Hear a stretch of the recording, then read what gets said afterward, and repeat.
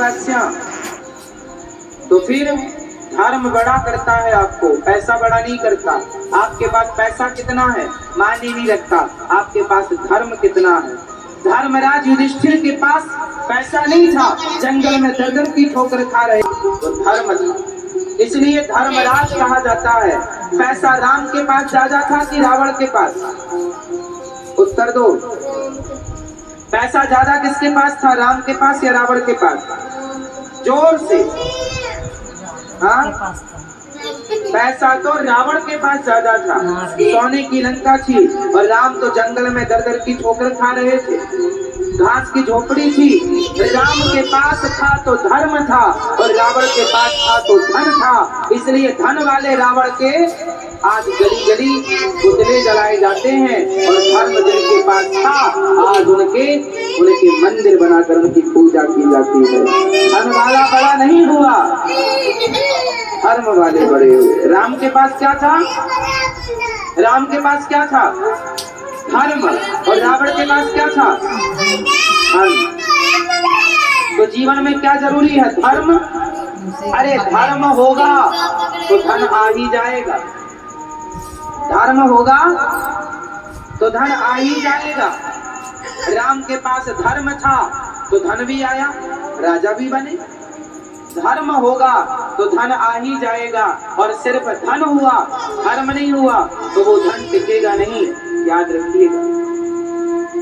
इसलिए अपने बच्चों को धन नहीं धर्म दीजिए। क्या दीजिए? बच्चों को धर्मात्मा बनाइए, धर्म का पाठ पढ़ाइए। बेटा धर्म क्या है? धर्मो रक्षति रक्षिता।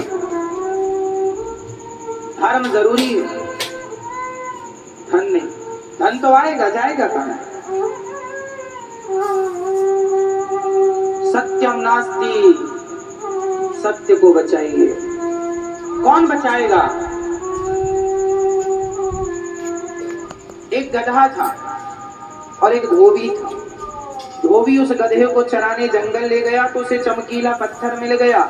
पत्थर लेकर आया, गधे के गले में लटका दिया, साबुन लगाता, गधे को उसी पत्थर से घिसता। एक दिन वहां से एक जौहरी निकला। जौहरी ने कहा ये तो बेशकीमती हीरा है। तो जौहरी ने धोबी से कहा भैया ये पत्थर कितने का दिया? धोबी ने कहा पत्थर भी? अरे पत्थर है, जंगल में बहुत सारे पत्थर ऐसे पड़े हैं, अब धोबी को क्या पता कि ये पत्थर नहीं है, ये तो हीरा है। जौहरी ने कहा 5 रुपए दूंगा, क्या दोगे? धोबी को लगा पत्थर के 5 रुपए दे रहा है, ठीक है। धोबी 5 रुपए में वो अपना हीरा दे गया और धोबी वहां से चला गया। हीरा आया जौहरी के पास और जैसे ही जौहरी के हाथ में आया टूट कर टुकड़े टुकड़े हो गया। जौहरी ने कहा वाह रे हीरा, अभी गधे के गले में लटक रहा था तब तो टूटा नहीं, अभी धोबी तुझे गधे को साफ कर रहा था तेरे से तब तो टूटा नहीं, और मुझे जैसे जौहरी के पास आकर टूट गया। तब उस टूटे हुए हीरे से आवाज आई जौहरी। उस धोबी को पता ही नहीं था कि मेरी कीमत क्या है, उस गधे को पता ही नहीं था कि मैं कौन हूं।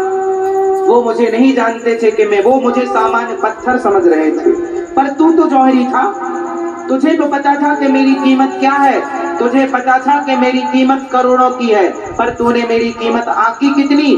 सिर्फ 5 रुपए।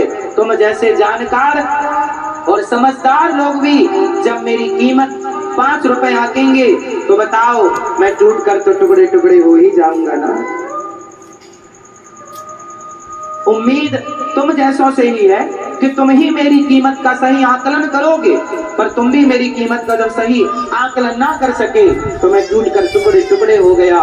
उसी प्रकार राम का सही आकलन अमेरिका, जापान और पाकिस्तान के लोग नहीं कर सकते, पर राम का राम नाम का कृष्ण नाम का, सत्य का और धर्म का सही आकलन तुम भारतवासी तो कर सकते हो, और तुम नहीं किए तो वो धर्म वो सत्य टूट कर टुकड़े टुकड़े हो जाएगा।